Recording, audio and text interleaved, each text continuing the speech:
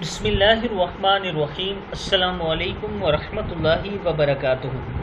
عابد راجہ channel کی طرف سے آج میں اپنے دوستوں کو مسجد کے دروازے پہ کیا لکھا تھا اور کتنی پیاری تحریر لکھی ہوئی تھی وہ بتاؤں گا۔ آپ نے اسے غور سے سننا ہے اور پھر اکیلے بیٹھ کر اس پر غور ضرور کرنا ہے۔ ایک مسجد کے دروازے پر کیا خوبصورت جملہ لکھا ہوا تھا۔ اللہ تعالیٰ کے پاس آپ کو دینے کے لیے سب کچھ ہے، کیا آپ کے پاس مانگنے کے لیے کچھ وقت ہے؟ مصروف زندگی نماز کو مشکل بنا دیتی ہے، لیکن نماز مصروف زندگی کو بھی آسان بنا دیتی ہے۔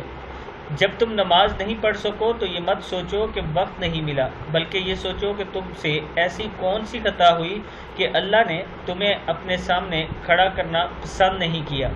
نماز کی فکر اپنے اوپر فرض کر لو، خدا کی قسم دنیا کی فکر سے آزاد ہو جاؤ گے اور کامیابی تمہارے قدم چومے گی۔